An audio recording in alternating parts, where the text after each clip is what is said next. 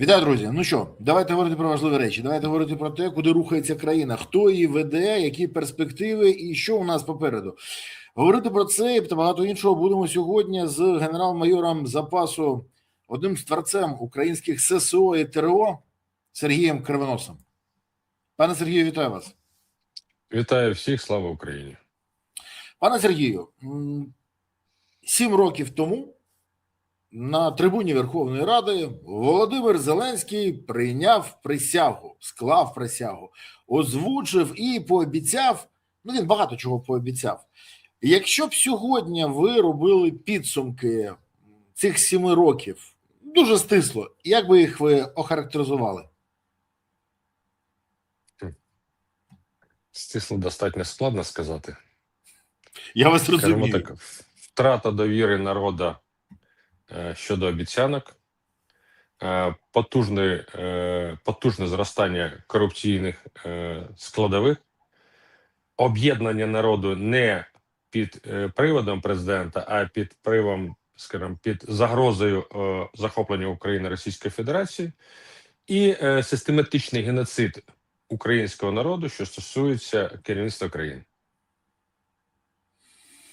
Ну, що я можу сказати? Підсумки такі. Я ще почув сьогодні одну фразу, що це час втрачених можливостей і великих трагедій. Мабуть, все це загалом і буде. У мене була думка спочатку сказати цю фразу, пробачте, що перебуваю. Але втрачених можливостей для кого? Для країни? Для влади? Ні. Для країни? Ну, країна, певна частка країни, обравши пана Зеленського, собі побудувала безпосередньо в голові якісь там міражі, які мусить здійснити Зеленський. Зеленський працює за принципом обіцяти, значить, що одружитися. Тому це не час втрачених можливостей. Тому що можливості були, але влада їх не втратила, вона використала на власну користь. А українці, які обрали і вибрали, ну це ваш вибір, шановні. Тому ви нічого не втратили, бо вам безпосередньо реально нічого не обіцяли. Не сперечаюсь з вами, але знаєте, ранок почався з подарунка Володимиру Олександровичу.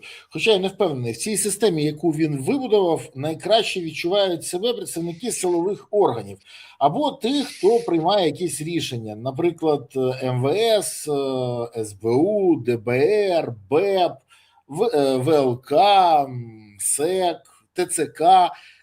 При тому там, де стоять лояльні, а не професійні. Бо сьогодні співробітниками НАБУ і співробітниками СБУ зранку під час отримання неправомірної вигоди було затримано в порядку статті 208 КПК та повідомлено підозру наступним керівникам Національної поліції України. По-перше, помічнику заступника міністра МВС України Василя Тетері, пану Вороб'ю, начальнику ГУНП Івано-Франківської області, полковнику поліції Сергію Безпальку, заступнику начальника ГУНП в Івано-Франківській області Володимиру Яцюку, першому заступнику начальнику слідчого управління ГУНП в Тернопільській області, полковнику Андрію Ткачику і заступнику начальника ГУНП в Житомирській області, полковнику Іллі Гуліватому. Ну, скажімо так, те, про що ви кажете, корупція на всіх рівнях. Скажіть, будь ласка, це фактично дасть якісь зміни, чи просто на заміну цим гарним хлопцям прийдуть ще гарніші, які будуть просто трохи обережніші? Ну, обережніше навряд чи, бо в певних моментах жадоба закриває будь-які разуми, будь-яку логіку.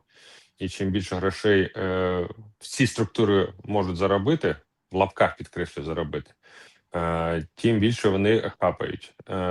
Те, що ми бачимо конкретно з реально організоване злочинне угруповання під покровом, це під прикриттям держави, ну це якщо вже такі посадові особи в такому обсязі і в такому колі працюють, то це безпосередньо питання до міністра внутрішніх справ. І, скажімо, таким чином, якщо в певних моментах питання по стрільбі у Києві Голосієва пройшло йому, так знаєте, боком, рикошетом, як кажуть військові, то тут уже безпосередньо його відповідальність 100%. Тут не рядові поліцейські, пробачте, втекли з місця події. Тут значно крутіше і значно потужніше, тому треба відповідати. І більше ніж впевнений, що хоч один з народних депутатів підніме питання про зняття міністра внутрішніх справ з посади. Бо Знаєте, якщо вибачте, що переб'ю вас, але я не впевнений, що заміна міністра впливає хоч на щось. Поясню чому. Я зараз був на конференції Ленарта Мері в Талліні, і там мені сказали одночасно декілька людей, що з вашим урядом працювати неможливо. Єдиний блок, який ми бачимо, що працює, це силовий блок, а далі, увага, під контролем Татарова. Але це ненормально, бо так, як він працює, так в державі працювати не повинно. Розставляються люди в погонах на місцях, на різні посади, очолюють вони області. Після цього вони сідають на фінансові потоки, і це перетворюється в корупційну схему. І це нам кажуть, то заміна міністра нічого не дасть. Якщо наші партнери вже знають прізвище Татарова, може зміни повинні відбуватися значно вище в офісі? Окей, гарне питання. Дякую вам за підказку, але скажу так. Якщо прийде новий міністр і він буде в спромозі поміняти команду, тоді це дасть результат. Якщо він просто прийде номінальна схема залишиться старими, то, звичайно, ніякої зміни не буде. Що стосується Татарова, ну якщо наші західні партнери в черговий раз все знають, то чому вони не розповідають кому що як робити? Бо вони ніколи офіційно не кажуть, чим вони там задоволені чи не задоволені, бо це є безпосередньо мови-тоном дипломатичної роботи. Я погоджуюсь з вами, я вам більше скажу, що на цій конференції виступав Валерій Залужний. І те, що його сприйняли як генерала, який дає свої знання, досвід, і те, що постійно модератор цієї дискусії, пан генерал Ходжес, звертався до аудиторії про те, що дивіться, от цей прогноз генерала стався, от це, як казав генерал, дійсно так і відбувається. І багато іншого, але після цього ми говорили там в колі осіб, і один з генералів НАТО сказав, що ми й досі не розуміємо причину зняття Залужного, хоча ми попереджали про всі негативні сценарії, про наслідки і про те, що це робити не варто. Бачите, вони інколи кажуть, вони нам вказують, не робіть цього. Не зробіть, а не робіть цього, бо будуть проблеми. Але наша влада, як ми бачимо, ігнорує їх поради, навіть коли вони є.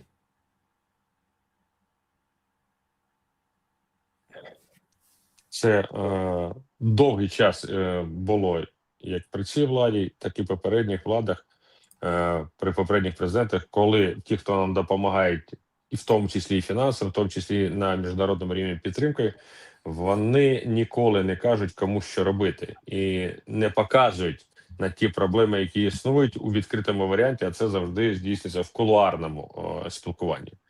Бо це, якщо вже вони будуть робити офіційно, це буде втручання в внутрішні діла, а у них якраз з етикетом все нормально. Це наш сонцесяйний може вчити і вимагати те, що безпосередньо він хоче, навіть якщо воно неможливо для наших західних партнерів. Що стосується Валерія Залужного, мабуть, найбільша помилка Зеленського, яка наразі нам потужно відригується, пробачте за таке слово, це те, що в свій час, коли Залужний пропонував Верховному Головнокомандуючому пану Зеленському додатково мобілізувати 600 тисяч, це б значно вирішило б ситуацію і покращило, і наразі б у нас не було того, що було останніх 1,5 року. Чому? Тому що ті 600 тисяч додатково, які планувалися, пішли б на формування нових військових частин, нових бригад, пішли б на поповнення втрат на фронті, тобто нормального, скажімо так, насичення існуючих бригад до штатів повного насичення, хоча б до рівня 80%. І що б ми мали наразі? По-перше, ми мали резерв потрібної кількості сил і засобів. І ми б не переживали і не панікували. Я не панікую, а деякі панікують, слухаючи пана Зеленського про його заяви, що з боку Білорусі щось там планується росіянами і білорусами. Наступне, саме головне, ми б змогли спокійно і системно проводити ротації бригад, які знаходяться на фронті. Це б давало чудовий відпочинок людям. Це б зняло той потужний градус напруги і стертості, отак назову, бо люди на фронті стараються практично в нуль. Так от той градус напруженості і стертості, який наразі є в Збройних силах. І воювати людям було б значно простіше і мотивованіше. Ну і безпосередньо з такими ж підходами рівень СЗЧ і дезертирства в Збройних силах був би явно менших масштабів. На жаль, Зеленський не пішов на зустрічі. Він порахував, що це буде непопулярно, це вдарить по рейтингам і безпосередньо для нього рейтинги понад усе. В результаті ми маємо те, що маємо, і те напруження на фронті, яке є, воно в першу чергу не залежить від військових, воно залежить від діяльності тилу. Тилом в тилу командує наш президент, і якраз він в певних моментах не дотиснув, а в певних моментах навіть і не починав займатися цими питаннями мобілізації країни, що стосується економіки, що стосується підготовки населення, і значно треба покращити ситуацію по фортифікаційному обладнанню території. Тоді б ми не шандарахались від право вліво, від крайнощів до крайнощів, а системно працювали. Так само, як от питання номер 1 уже травень, практично більша половина травня, 2/3 пройшло, і з моєї точки зору вже мусили б визначитися і чітко опрацювати питання підготовки до наступної зими. Бо насправді часу не так і багато. І питання найпростіше на стратегічному рівні, якщо ми думаємо про енергетичну безпеку, енергетичну незалежність від ударів, то використання ефекту Шпеєра, що стосується енергетики, свій час те, що застосували німці, це коли підприємства були роззосереджені по території Третього Рейху. Те ж саме ми мусимо робити з нашою енергетикою. Те, що у нас є, ми мусимо захищати посилено, а те, що ми відновляємо, робити не в масштабах 5-ї, 6-ї ТЕЦ міста Києва, які нема сенсу відновляти, а краще зайнятися міні-котельнями, які б забезпечували мікрорайони, квартали значно ефективніші, по прикладу того ж самого Харкова. От це ж завдання держави, не тільки мерів. І якщо між паном президентом і мером Києва йдуть постійні проблеми, то я скажу так: ви там, шановні хлопці, не міряєтесь тим, що ви граєте на піаніно, а подивіться, яким чином безпосередньо працює той самий Харків. І незалежно від політичних вподобань, скажу так, прості речі, які в Харкові опрацьовуються системно. Чому? Тому що при владі працюють люди-професіонали. Не спортсмени і актори, а професіонали в розумінні забезпечення нормальної життєдіяльності мешканців міста Харкова. І простий приклад, знов-таки ж простий приклад, не на користь влади. Те, що чомусь проїзд в транспорті в Харкові безплатний під час війни, а в Києві зараз піднімається питання підняти вартість проїзду. Ну, ми хочемо сказати, що в Києві менше бюджет? Ні. В Києві менше спроможності? Ні. Просто в Києві більше крадуть. От в чому проблема. І ця проблема є основною для цієї влади. І насправді ресурсів, і той же самий Залужний прекрасно це знає, ми неодноразово постійно з ним спілкуємось, він завжди підкреслює, ресурси в країні є. Нема тільки бажання ці ресурси використовувати за призначенням і просто перестати красти. Ось завдання номер 1. Я погоджуюсь, але знаєте, ви ж самі розповідаєте про зелених спаніелів, які ніколи не можуть зупинитися. І це правда, це факт. Вони дійсно жирують. Можуть. Ні, тільки коли їх примушують. Тільки коли їх примушують. Знаєте, як там, досланий патрон в патронник змінює точку зору людини на 60%, а прострілене коліно на 100%. Тому в певних моментах терплячка, вона має певні, знаєте, обмеження. Вона колись закінчується. Я проти силового вирішення питань з корупціонерами, але скажу так, чим довше розтягується шия у повішеного, тим менше бажання ті, хто проходять мимо, красти гроші. Важко з такими аргументами сперечатися. Єдине, що я хочу сказати, що питання безкоштовного проїзду в Харкові, ну я з вами готовий посперечатися в одному питанні. Це ж борг міста зростає. Те, що грає Терехов, це популізм. Але те, що відбувається в Києві, коли хочуть підняти так ціну, що Київ війде у п'ятірку найдорожчих по проїзду в Європі міст, це теж ненормально. Ну, наприклад, тій же Варшаві дешевше, тій же Празі дешевше. Є, тож я все-таки вважаю, що треба баланс якось шукати. Але в мене прохання до наших глядачів. Я дуже добре пам'ятаю, коли Зеленський на прес-конференції заявив, а я не бачу аргументів для того, щоб мобілізувати тих людей, які пропонує Генштаб і Залужний. Ну, не, він же сказав, він особисто це сказав, я не бачу цих аргументів. Цікаво, чи бачить він їх зараз, після втраченої Авдіївки, Покровська, всього іншого, після ситуації на фронті, після того, що ми зараз всі спостерігаємо. Так от, бачить чи не бачить, я не знаю, а як ви вважаєте?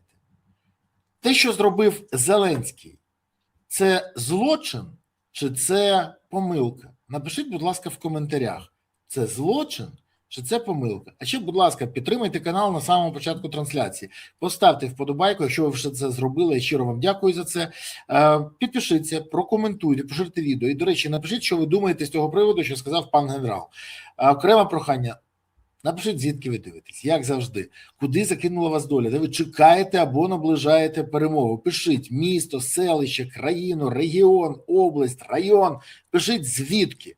Я дякую, що ви чуєте, і я дякую, що ви реагуєте. І окрема подяка за тим, хто з самого початку програми вже активний і підтримує канал. Дякую вам. Питання наступного плану. Дозвольте, я додам уже до вашого. От ви сказали злочин чи помилка. Або помилка.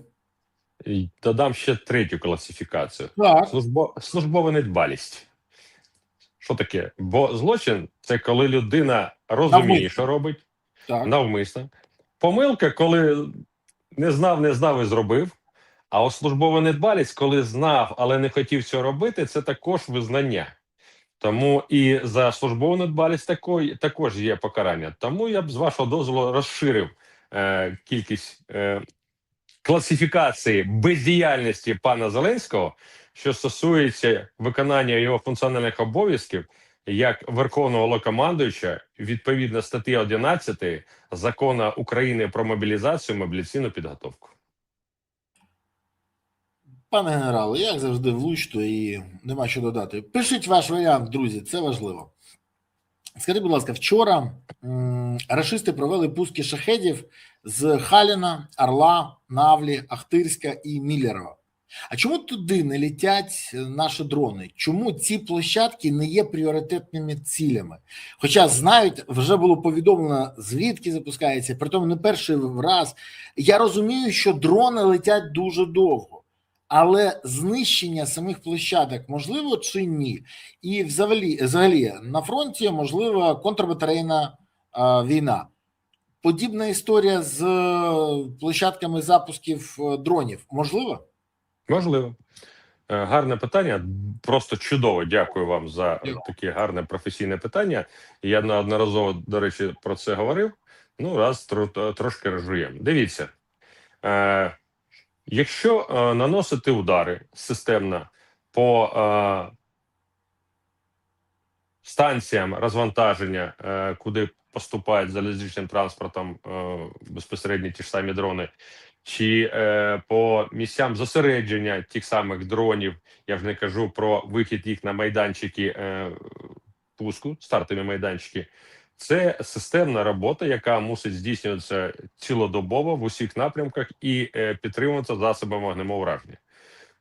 Коли кожен би командир корпусу мав в своєму розпорядженні власну бригаду мідлстрайків, тобто з урахуванням дальності дії від 70 до хоча б до 300 кілометрів, він впевнено міг би безпосередньо відповідне бойове розпорядження, яке йому написав би старший штаб, системно своїми засобами розвідки це проводити, у тісній взаємодії з розвідними органами Головного управління розвідки та Сил спеціальних операцій, Служби безпеки України, і системно в цій полосі нищити ці дрони. І тоді б українське суспільство спало б значно міцніше і спокійніше. Але По-перше, таких бригад в корпусах, які підпорядковуються командирам корпусів, немає. По-друге, краще гарно запустити 200 дронів напряму Москви і отримати комаріні укуси в дупу московського слона, ніж системно нищити те, що приносить реально достатньо серйозний, скажімо так, збиток і трагедію для українського суспільства. Бо ти не покажеш удари по цим майданчикам, бо це не лунає так гучно, як там 200 літаків. Ну, позавчора в відкритій пресі в напрямку там столиця Росії летить така-та кількість дронів. Я читаю, просто розумію, що, це найвищий рівень ідіотізму, і суперпіарство, зеленої влади. Ви нахрена пишете те, що куди летить? Ви що, підказуєте ворогу? Я вже не кажу, що достатньо часто ті удари, про які ми говоримо, не досягають своєї мети. Але в інформаційне поле роздувається як супердосягнення. Так от, давайте все ж таки порахуємо. А от 200 дронів, якби системно правильному організованому ударі знищило хоча б 10-12 майданчиків пуску цих шахедів, то скільки людських життів це зберегло для України? Тому стратегічне завдання щодо знищення критичної інфраструктури держави – це важливо. Російської держави. Це дуже важливо для України. Але між тим і в пріоритеті залишається те, що на оперативному рівні, в оперативній глибині стартує по українським містам і селам, але чомусь не розвідується, не знищується, не подавляється, і це найбільша проблема. Знов піар іде попереду необхідності військової. Це найбільша проблема, яка існує. І так само, як оці маразми, і оцей ідіотичний меседж, що ми вбиваємо значно більше, ніж ми призиваємо. Ну, чим вороги призивають. Окей, давайте тоді порівняємо потенціал мобіляційної Російської Федерації і зрозуміємо, що питання в той кількості дронів, які прорахували, коли за одним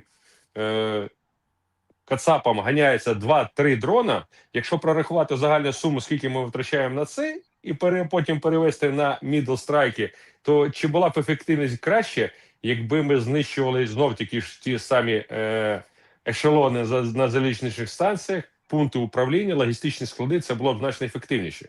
Але, на жаль, знову попереду будь-якої логіки йде піар. І це найбільша проблема. Так само, як цей розводняк з єбалами. Необхідність цих єбалів, ну це знову іде від чистої показуки. На війні певні речі робляться не заради показуки, а заради військової необхідності. Це треба зрозуміти.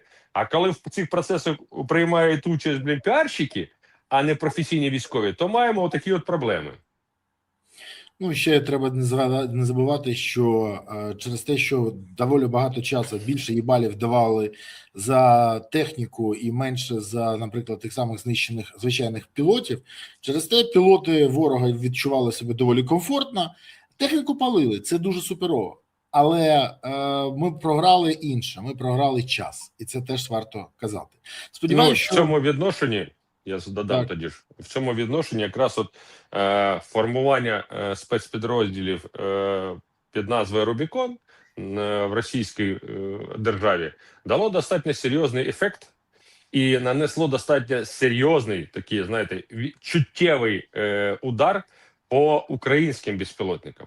І, на жаль, гонитва за цифрами в техніці, а не гонитва за тими людьми, які знищують нашу ж техніку, наших людей, привела до того, що ми достатньо серйозно в певних моментах провалились.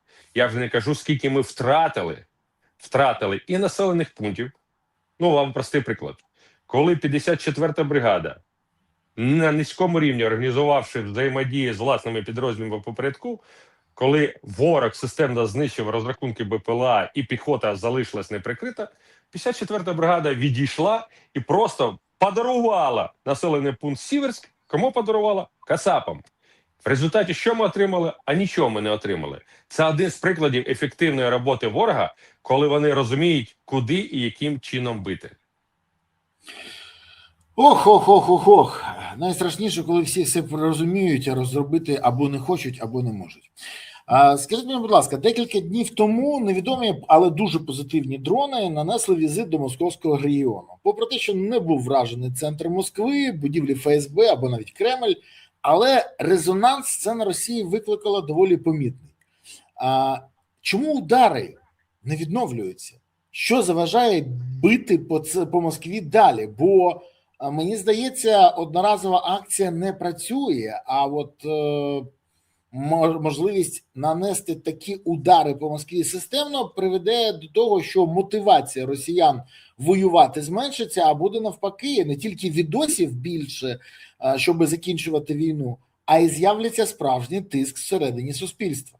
Чому Україна припинила нанесення удару? Одноразова акція чи нема можливості?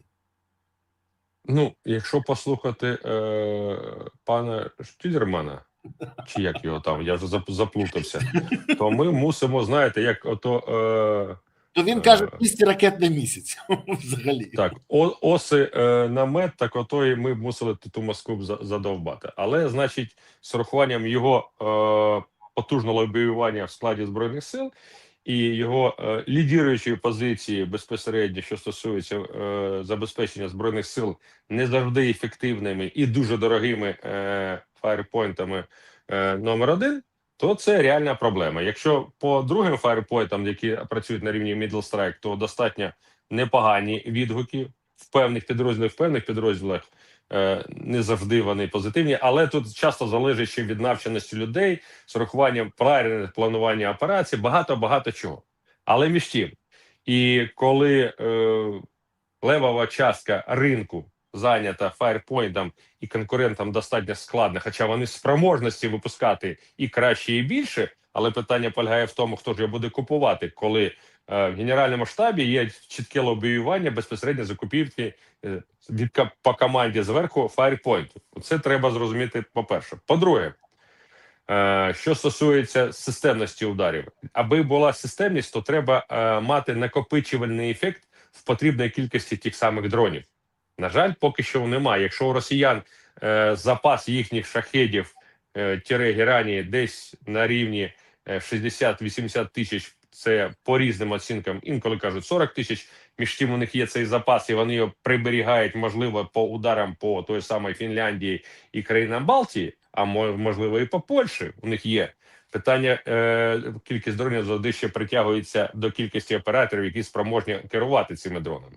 Тому питань багато, і давайте повернемося до наших, все ж таки, вундеркіндів, які розповідають, які вони круті. Так от, питання номер 1. Політ на Москву був спланований достатньо непогано. Але питання в тому, що величезна кількість цілей не була досягнута. І треба розуміти, що один літачок, при всій повазі до того літачка, який би він крутий, не може вивести з ладу нафтопереробний завод. Це треба системно і планово наносити удари в декілька місць нафтопереробного заводу, а не для того, щоб ці дрони падали в районі прохідного цього заводу. Тому піар получився шикарний. Росіяни занервували. Це знов-таки, це ми сприймаємо, що росіяни занервували. Але тут є дві сторони проблеми. Перше, росіян це може демотивувати, і вони безпосередньо підніматимуть градус закінчення цієї війни. І дай Боже, що воно так було, але з нашого боку в інформаційному полі ми мусимо цим займатися, а у нас не займається пропагандою проти ворога. Абсолютно жодної людини нема в країні, назвіть мені прізвище, хто керує пропагандою в країні, контрпропагандою. Хто займається піаром президента, ми знаємо. А хто займається пропагандою в країні, ми не знаємо. Наступне питання. Може навпаки об'єднати російське суспільство завдяки тим ударам, які наносимо ми, і коли ми попадаємо також в їхні житлові будинки, гинуть їхні люди, це може об'єднати російське суспільство. Я не закликаю до зупинення цих ударів. Я закликаю, щоб ці удари були більш системними, більш точними і більш правильно організованими. Те, про що я говорив ще в 22-му, в 23-х роках. Основний принцип – бити тоді, коли не чекають, і туди, де не чекають. Тоді буде ефект значно більший. Тоді з 200 до цілі долітатимуть хоча б 150. Бо в гонитві за піаром ми випускаємо, якщо порахувати 200 дронів, полетіло там значно більше, полетіли декілька хвиль було і на наступні дні, то порахуємо, по оцінкам певних фахівців, ціна того ж самого Firepoint 120 тисяч, По словам того ж Штілермана, ця ціна десь на рівні 60 тисяч, але 60 тисяч – це окремо, безпосередньо не рахується ще сама бойова частина і не рахується окрема авіоніка. Це рахується тільки планер.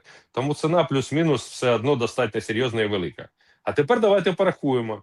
Якщо б своєчасно і правильно ми вкладали ці гроші не тільки в Firepoint, а в інші підприємства України, які був значно більший ефект. Цього немає. Простий приклад. 1 мільярд 400 мільйонів 300 тисяч бахнули безпосередньо в ракети, які досі не бачимо, не літають, фаєрпойнтовські. І з тим же успіхом, які б ці гроші були б хоча б частково вкладені, знов-таки ж, в наше ракетне виробництво конструкторського «Біолуч», то рівень був би значно кращий. Firepoint не може похвалитися нічим реально серйозним. А попадань в об'єкти Російської Федерації конструкторського «Білуч», починаючи від крейсеру «Москва», закінчуючи першим спаленням ТОПСЕ. Не нинішнім, а попереднім. Це також, ну і вже не кажу там об'єкти, що стосуються інших містах і заводах, підприємствах Російської Федерації. Все залежить від того, а що ми хочемо досягнути. З урахуванням відсутності системної боротьби за розум і серця російського народу, ну назвіть мені, хто у нас займається цією пропагандою. Нема нікого. А якщо нема людини, яка за це відповідає, у нас величезна кількість яких центрів, які існують при РНБО, при президенті, при Міністерстві оборони, а на виході хто старший? А старшого нема. І чим більше у цих прокладок, тим більше з'їдається бюджет, тим більше створюються умови для косарів від фронту. Ви представляєте, яка кількість там умників, які чиїсь родичі, друзі, або просто заплатили? Навіть складно уявити. От реально. Це величезна кількість такої, знаєте, косящої, угруповання, активно носячих погони, розповідають, що вони, бляха, військові, по вечорах не вилазячи з нічних клубів того самого Києва, а на виході де результат? Де розхитувані ситуації всередині Російської імперії? Не бачу. А тепер, якщо порахувати, скільки грошей сожрала це спільнота, називаємо її так, інформаційна, то на виході взагалі коефіцієнт корисної дії ніякий. Друзі, напишіть, будь ласка, як ви вважаєте, от це була випадкова одноразова акція, знаєте, як в АТБ інколи бувають, чи все ж таки влада зрозуміє, що необхідно системно підходити до цього питання, бо без системи ти ніколи не зможеш отримати бажаний результат? Напишіть. Це одноразова Скажіть, акція. пане Болеславе, Початок. Скільки вам платить американський магазин АТБ за рекламу його магазина? АТБ це ж не американський, це український. Да ну ладно. Все українське суспільство знає, що Обама, АТБ Трамп, Байден. Правильно. Друзі, а ще напишіть, будь ласка, звідки ви дивитесь нашу дискусію, серйозну дискусію, ґрунтовну, фахову з паном генералом. Напишіть, будь ласка, місто, селище, країну, регіон, район, область. Пишіть, це важливо. Я дякую вам, що ви активні. Ми завжди вивчаємо географію наших глядачів. Тож пишіть зараз місто, селище, район, країну. Пишіть. Дякую вам. Пане Сергію, заява Верховного Головнокомандуючого України. Цей місяць дав зміни в динаміці на користь України. У травні сили оборони більше утримують позиції та завдають ударів окупантам. Це заявив Зеленський. Сподіваюся, що Зеленський...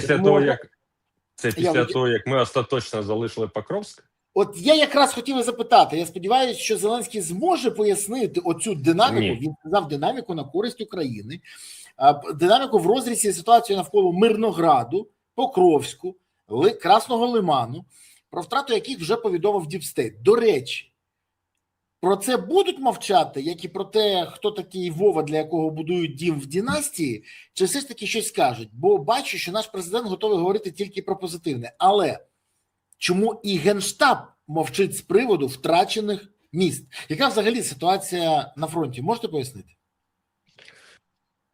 Що стосується втрачених міст, це така вже у нас хріновата тенденція, коли ми втрачаємо міста з різних причин. Ми зараз не розглядаємо, хто в цьому винен, і чому так сталося, і чому не було забезпечено утримання і підготовки цих міст до оборони, в тому числі і кругової, чому росіяни змогли взяти в кліщі ці міста і змусити вивести наші остатки наших військ з цих міст. Ми не про це. Питання про те, що влада ніколи за час повномасштабної війни ніколи не коментувала залишене нашими військами здачу населених пунктів, і потім якось по факту ставлять, ну, він уже ж ворожий. Так само і з Покровськом сталося, так само свій час було з Авдіївкою, так само було з Бахмутом, з Солідаром. Величезна кількість можна перераховувати. Тому це якраз в стилі зеленої влади не піднімати негативні питання і не задавати тому, а хто винен і чому так сталося, і чому ніхто не повість відповідальність про зрив певних, скажімо так, планувальних дій, аби не дозволити захопити ці міста. Зеленський завжди говорить про ті речі, які популярні. Він завжди уникає будь-яких непопулярних фраз. Так само і він впевнено завжди делегує певні свої повноваження іншим людям. Неофіційно, але коли інші люди починають розповідати, що вони там от треба зробити так, окей, а ви хто? То знаєте, от достатньо цікаво виглядає заяви того ж самого Буданова чи того самого пана Паліси, що стосується питань мобілізації. Окей, відкриваємо закон про мобілізацію, мобілізаційну підготовку. Читаємо, чи є там хоч одна фраза, хоч одне згадування про Офіс президента, про керівника Офісу президента чи його заступників? Ні. А якщо немає, то люди, які ці речі говорять, вони навіщо це говорять? Вони ж юридично ніякої відповідальності за це не несуть. І вони не мають ніякого права взагалі про це говорити. Але чомусь говорять, бо це ж треба говорити. А президент взагалі у нас про мобілізацію нічого не говорить. Неправильно. Він взагалі не говорить про свою бездіяльність для проведення нормальної мобілізації всередині країни. Знаєте, мені нема що додати. Єдине що, ну це ж створює у людей хибне уявлення про те, що відбувається на фронті, і потім люди дивуються, чому ми ще не випили каву в Криму. Ну у нас же все добре. Ми ж от президент навіть каже про динаміку. Єдине, що коли дивишся на карти Діпстейта, тоді розумієш, що щось це не стикується з тим, що заявляє наша влада. Ну, якби це факт. Але дивіться, наскільки взагалі ми близькі сьогодні до кінця війни чи до припинення активних дій? Тому що суспільство вважає, що ми от-от про щось з кимось домовимось. Американці когось дотиснуть. На фронті ситуація така, що він стабілізований. Ви можете, я би сказав так, навести різкость на цю ситуацію на підставі не заяв наших лідерів країни, які хочуть, ну, скажімо, повісити трохи додаткової локшини, як це було з обіцяним блекаутом в Москві, з 3 тисячами ракет до кінця 25-го року, або зі створенням української вакцини від коронавірусу. Про все це прозвітувала влада, але цього нічого не було. Так от скажіть мені, будь ласка, що справді у нас відбувається? Ми наскільки близькі до війни, до закінчення війни і до припинення активних дій? Ну, ми близькі до закінчення війни. Якщо завтра Зеленський підписує капітуляцію з росіянами, війна закінчиться післязавтра. Таке можливо. Чи хоче цього Зеленський? Звичайно, він цього не хоче. Бо поки йде війна, незалежності від успішності для України, Зеленський достатньо впевнено себе почуває в своєму кріслі. Плюс створена ним система і в оточенні його відданих друзів, навіть якщо вони знаходяться в Ізраїлі, він системно може заробляти гроші на тих потребах, які потрібні для України, але чомусь гроші витрачаються не на потреби. Наступне, знов-таки ж, по питанням, коли ми зможемо закінчити війну. Ми зможемо закінчити війну, ну, спочатку давайте хоч визначимося, на яких умовах ми будемо закінчувати. Якщо на умовах росіян, то президенту Зеленському безпосередньо на даному етапі в інформаційному полі, поки воно не підготовлено, хоча в певних моментах прощупувалось, виправдання, що от ми все втратили і треба закінчити війну. Американці навряд чи будуть дотискати, бо вони зайняли позицію зараз спостереження і намагаються тиснути на Зеленського не напряму, а тиснути на нього безпосередньо через європейські країни. Європейські країни ще в певних моментах є зачарованими, але ця зачарованість полягає в тому, що чим довше Україна воює, тим спокійніше себе відчуває Європа, бо вона розуміє, що Поки що Росія зайнята основною війною з Україною і не буде лізти на ті ж самі країни Балтії чи на ту саму Польщу. Отакий варіант. Ще на що треба звернути увагу. По діям того самого президента Зеленського. Ви кажете, закінчуйте війну. Ну, по останнім виступам Зеленського, і що стосується, каже, стабілізації на фронті, окей, а навіщо тоді він виходить і розповідає, що то з боку Білорусі буде повна срака. І росіяни, і білоруси разом об'єднавшись, можуть нанести удари. Окей, ми цю загрозу знали, знаємо і відчуваємо в певних моментах, але питання номер один до Верховного Головнокомандуюча, яким номінально є вже протермінований президент України, задаю питання: окей, ти загрозу показав, яким чином буде вирішитися питання по створенню додаткових військових організмів, які змогли б якісно прикрити наш достатньо великий, а це 1084 кілометри, інші джерела дають 1086 кілометрів білорусько-українського кордону. Так, це не схід України і це не степи Донбасу.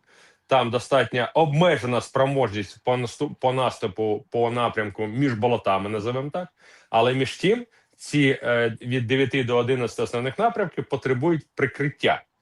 І на кожен напрямок це точно не один батальйон треба. У нас є ці сили і засоби, пане президенте? Ви зробили додаткові питання, що стосуються покращення мобіляційного процесу всередині держави, мотивації населення, по підтримці власної влади, а не боротьби населення з ТЦК і президент в стороні. Бо я ж тут не при ділах. Хоча, нагадаю, відповідно статті 11, відповідальність за успішність мобілізаційного процесу в країні несе президент.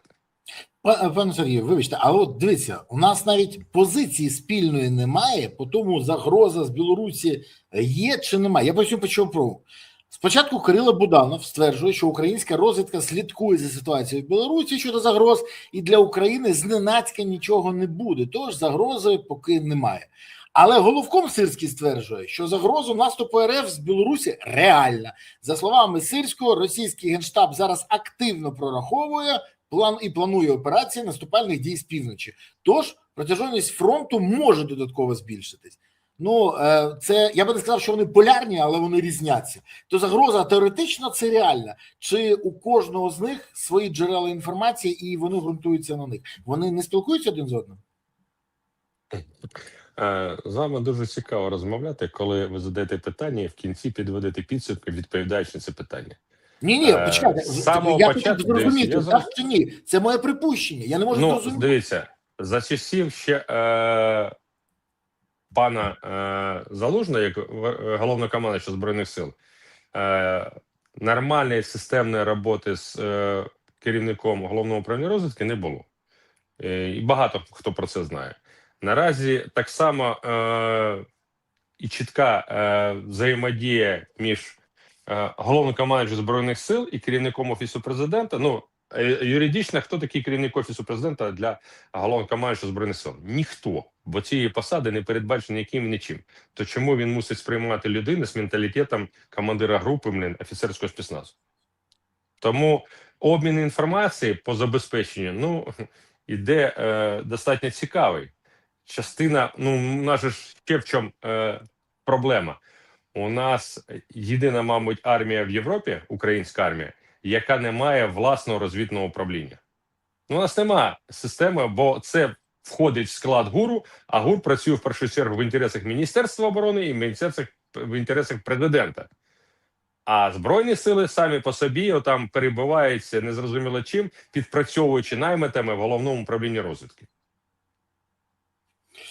Ну, скажімо так, я дуже складно уявляю, як в таких умовах можна досягнути результату. Я чесно кажу, це ж не синергія, це навпаки. Це лебідь, рак і щука.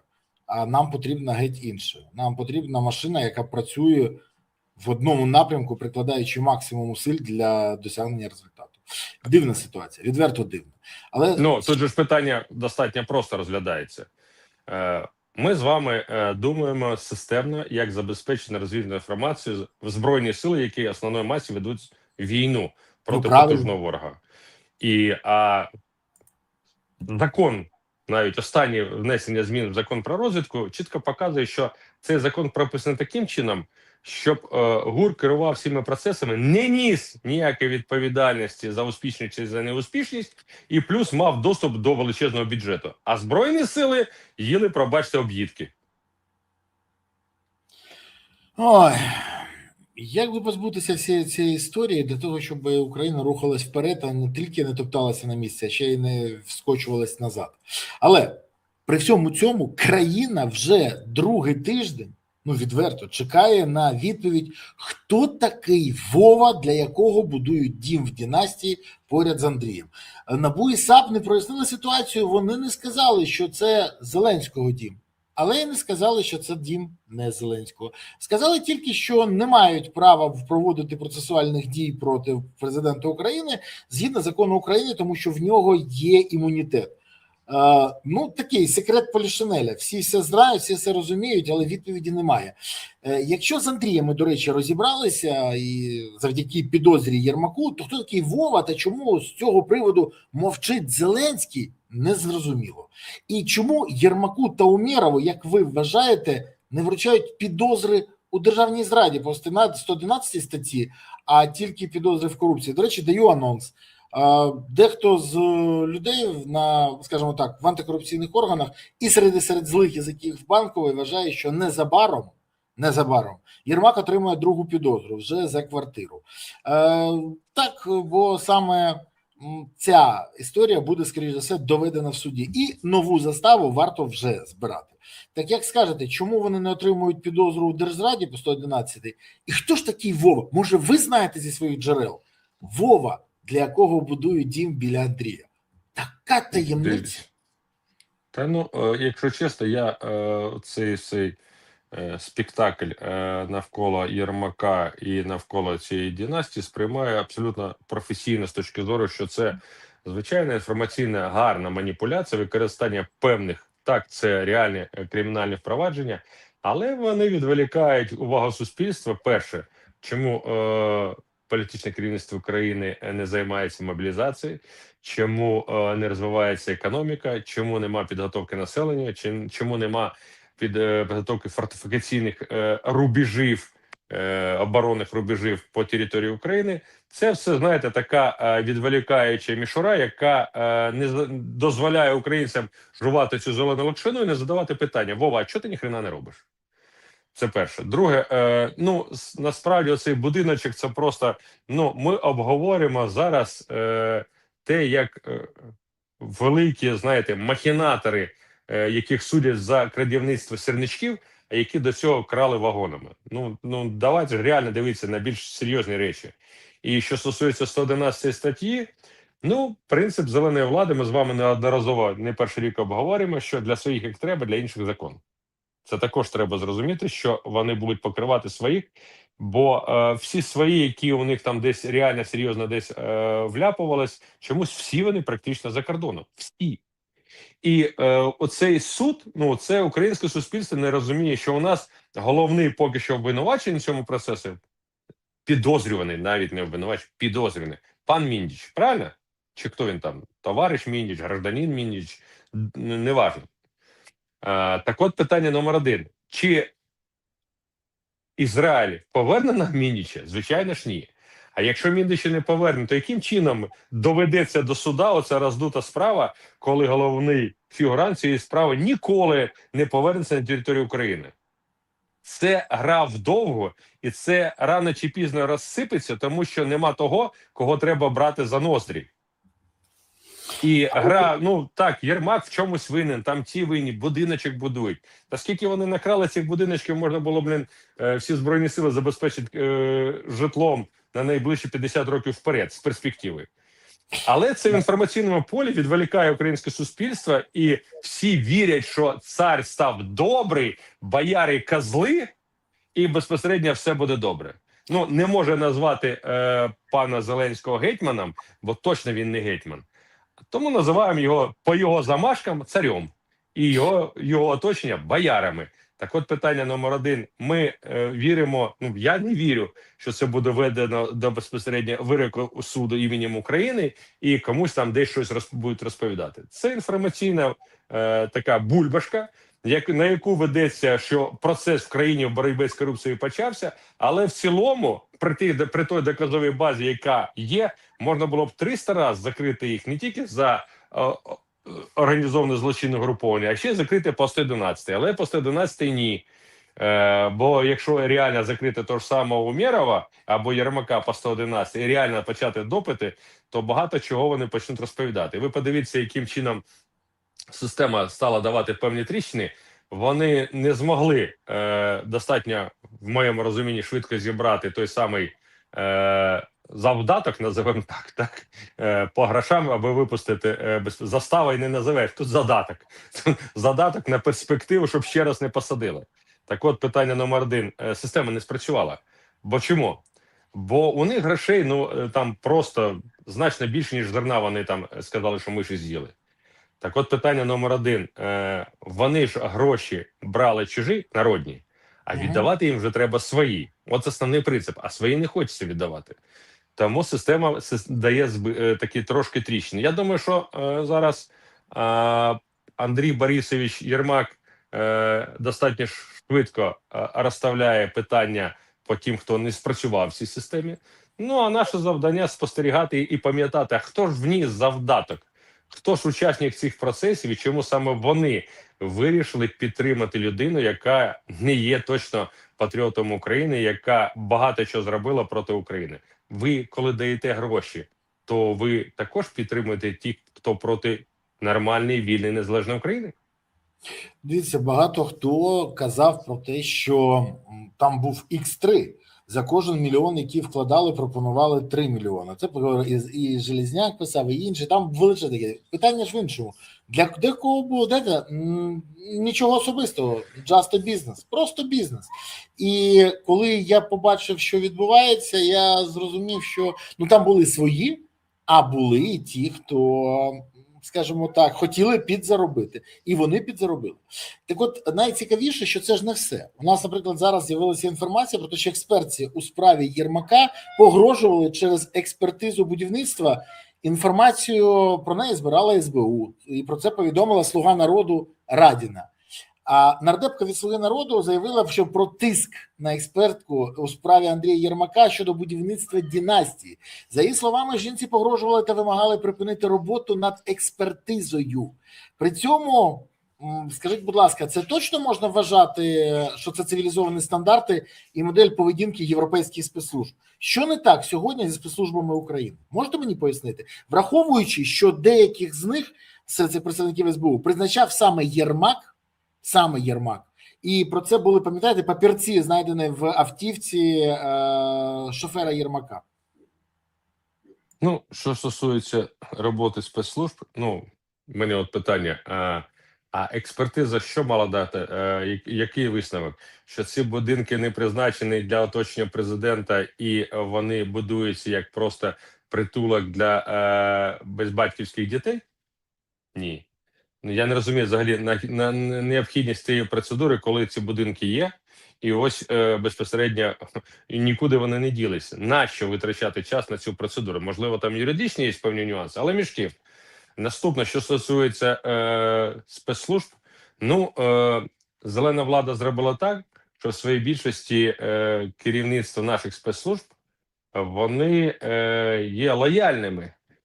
Проблема полягає в тому, що ця влада, як і всі попередні влади, я вчора, до речі, написав пост про цю ситуацію, вона використовує і військових, і силовиків для досягнення яких своїх певних преференцій, не розуміючи одного.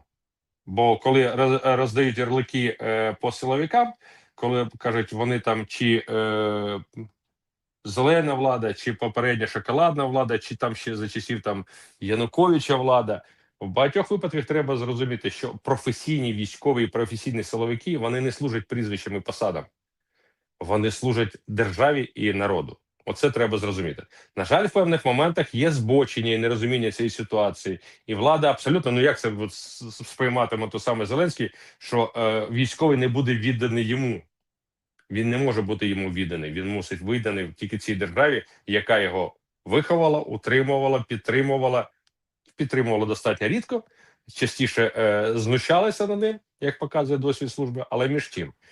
Тому по спецслужбам треба чітко зрозуміти, що система, створена тим самим Татаровим, дозволяє в багатьох випадках маніпулювати людьми, бо їх там розставляють по відданості і по мовчазності, а не по професійності, бо їх роблять за прикладом, знаєте, як ото мисливських псів. Фас, кусай. А що кусає, то тебе вже не мусить цікавити. Дивіться, я вас процитую, та трохи ви згадали про цей допис, бо він мене теж зачепив.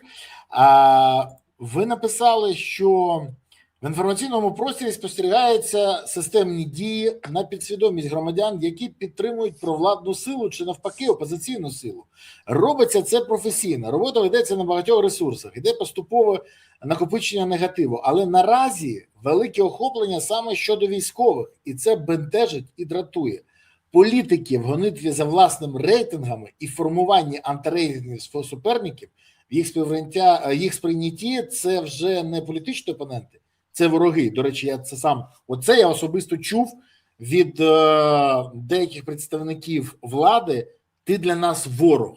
Я кажу, я ж не ворог для України. А говорить, ти нас не рівняй, ти для нас ворог, ти нам заважаєш. Це правда. Так от це активно використовується в цьому імідж військових. Які загрози це несе саме державі і військовим? Це тільки маркери, чи ви вважаєте, що це ще й буде мати дискредитаційні наслідки? Це дискредитаційні наслідки, поясню чому. Бо формування безпосередньо такого сприйняття військових по політичних вподобаннях приводить до того, що коли рано чи пізно закінчиться війна і почнуться перегони, це можна буде вже використати як сформований такий шар негативу, який можна буде катнути до військових. І потім будь-якого військового можна прив'язати буде до того негативного військового, який там вже сприймається. От дивіться, показується один політик, показується його безпосередньо попередня робота там з тим самим Двійчуком, показується його попередні зустрічі, коли він там працював на різних посадах. Потім поступово фотографії визначаються, що це коло закінчиться, потім починається знову він, але знову з військовими. І вже сприйняття у людини, він був з тими негідниками, а тут і ті військові, які знову з ним, стають автоматично негідниками. Ще раз підкреслюю, військові не з політиками, військові з народом і з державою. Але влада і опозиція це може використати на власну користь. І це, мабуть, найстрашніше, бо реально ні опозиції, ні цій владі військові не потрібні. Вони їм потрібні тільки, аби прийти до влади або утриматися при владі. Це зрозуміло. Бо певна частка олігархів, які одні підтримують там опозицію, певна частка, які підтримують владу, вони також підгодовують. Називаємо так. Ми знаємо, кому і де купували квартири, ми знаємо, які форуми і де, як проводяться, і хто туди запрошується. І це формуються майбутні ломи, лідери общественного мнення по-російськи, так, які безпосередньо потім будуть качати за тих, хто їх підгодував. І це найбільша проблема. І це проблема, про яку всі мовчать. А військові, яких використовують як одноразові презервативи, ради тому, що їм дали шматок, і вони потім його ковтнуть. Але потім їх викинуть. Ніхто їх в політику запускати не планує.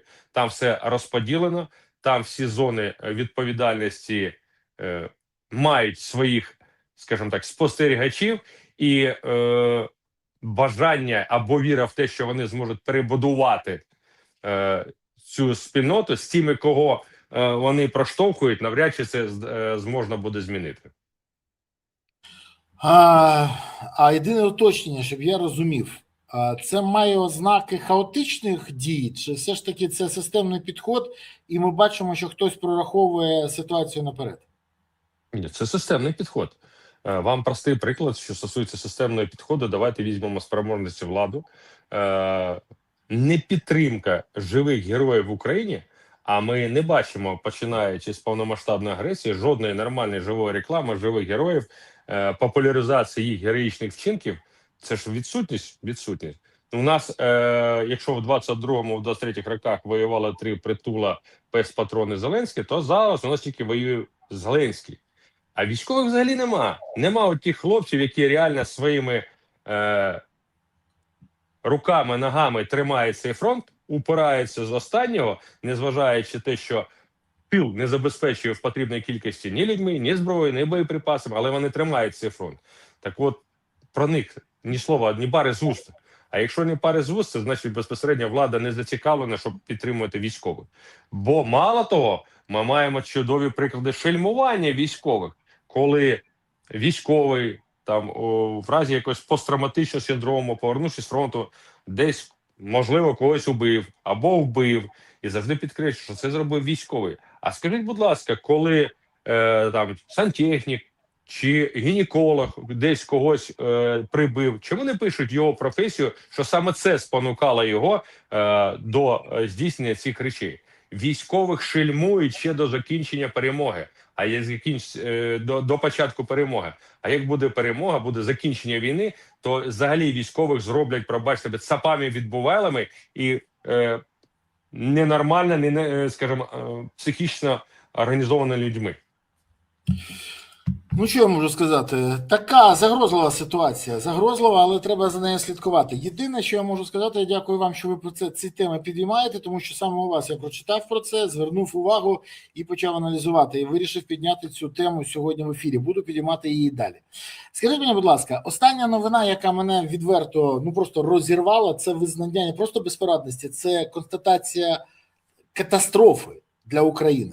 Україні критичний брак старшокласників через виїзд за кордон. Про це повідомив Михайло Висоцький, доцент Київського національного університету імені Тараса Шевченка. І більше того, це людина поважна, це людина авторитетна, розуміюча і системна. І він каже, 11 класи напівпорожні, бо цілими класами хлопці їдуть навчатися за кордон. Ситуація з набором за фахом, де було багато хлопців, дуже складна. Деякі матері зараз вивозять хлопців, бо побоюються, що потім вони не зможуть виїхати. Зараз недобір майже з усіх інженерних та технічних спеціальностей. Про це каже пан Висоцький. Дивіться, давайте, ми ж всі знаємо, що коли влада не може прорахувати наслідки своїх дурних дій, то так і буває. Це ж наслідки. І засновник сучасного Сингапура Лі Куан Ю стверджував, якщо неправильно керувати країною, то усі розумні люди виїдуть з неї. За його переконанням, помилки керівництва та відсутність справедливих правил призводять до того, що держава втрачає свій інтелектуальний і креативний потенціал. Ну, Зеленський і його Шобла підтвердили це на практиці. Які шанси взагалі на виправлення ситуації ви бачите? Тому що я пам'ятаю, як ви системно підходили до питання просування патріотичного виховання серед молоді і вивчали це питання. Гарне питання, дякую. Ну, по-перше, влада так і не займається національно-патріотичним вихованням, не займається підготовкою молоді. І те, що от в простих принципах, повна імпотенція Міністерства освіти, яка абсолютно нічого не може зробити, що стосується підняття рівня навченості молоді до спроможності захищати власну країну. Москалі роблять це системно. Це не популярний приклад, всі скажуть, о, що на москалі. Але між тим, вся їхня молодь навчається в обов'язковому порядку керівництва дронами, окремий підручник, шикарний підручник. Міністру освіти неодноразово передавали це в електронному варіанті як зразок для виконання. Вони за рік так і не народили. А що це нам дає? А нам дає, якби ми цим займалися, то впевненість людей до служби в армії значно підвищилась. Я вже не кажу про пропаганду служби в армії з боку держави. Також це відсутнє. Ну, дивіться, ми бачимо величезну кількість прикладів, коли за рахунок пригодованих телеграм-каналів ми бачимо величезну кількість відосиків по діям народу проти незалежності України. Коли ми бачимо, яким чином і хто кидається на співробітників ТЦК і розповідають, які вони негідники. Мені цікаво, українці на окупованих територіях жодного прикладу немає, щоб вони кидалися на росіян. Там достатньо швидко. Там зразу кулю в коліно, а потім в голову. Ну, наша влада, пробачте, власними прикладами нічого не може казати. І вона взагалі відхрестилася від мобілізації на чолі з президентом. Так от, якщо немає пропаганди, то і немає розуміння, що кому як робити. Кацапи формують стратегічний резерв, і величезна кількість молоді, яка щорічно закінчує, а по різним оцінкам там від 300 тисяч і вище щорічно, це готовий мобілізаційний ресурс для керівництва дронами. З урахуванням, що наразі дрони є одним з основним таким інструментом ведення війни. Ми цим не займаємось. І, мабуть, це найбільша проблема. Наступне.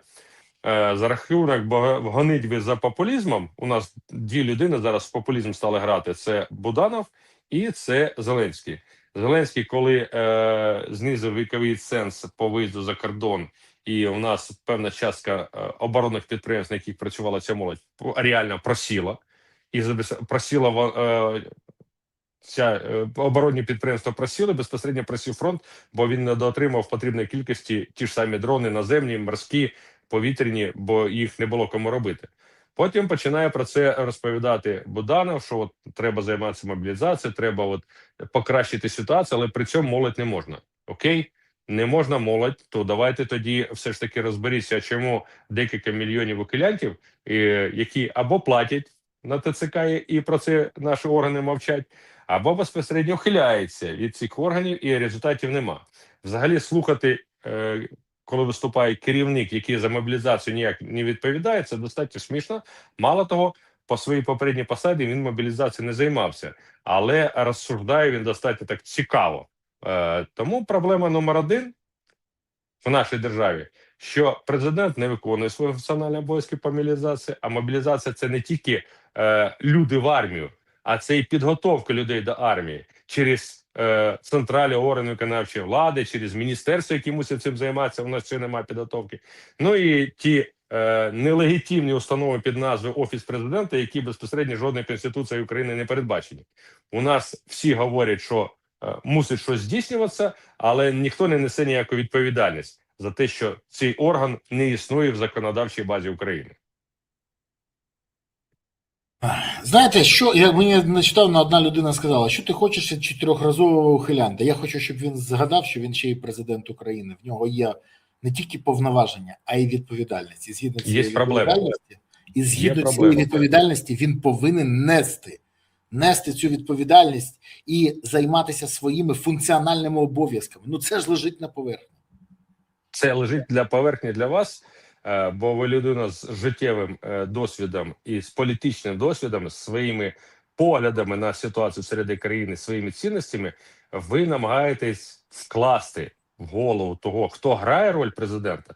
В його сценарії ваші цінності не прописані. В його сценарії прописано те, що він мусить говорити на камеру. От можна по-різному оцінювати там виступ пані Юлії Мендель, вона достатньо такі проросійські наративи там пхала реально.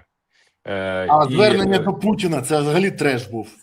Це про Росію, це така, хотілося б сказати про цю пані більш жорстко, але скажімо так, проросійська дівчинка, м'яко кажучи. Але питання не в тому. От вона достатньо чітко підкреслила певні психологічні моменти, що стосується поведінки Зеленського. І те, що безпосередньо, який він є під камерами і який він є поза камерами. Оце от найбільша проблема. Сподіваюся, що рано чи пізно в камерах він все ж таки розкриється остаточно. Сподіваємося, що ми це все побачимо, а ситуація виправиться. Пане генерале, хочу подякувати вам за сьогоднішнє спілкування, за ваші відповіді, за коментарі і за пояснення того, що відбувається насправді за туманом брехні і політиканства, яким останнім часом вже всіх нас втомив. Дякую вам за це. До нових зустрічей. Па-па. На все добре, дякую.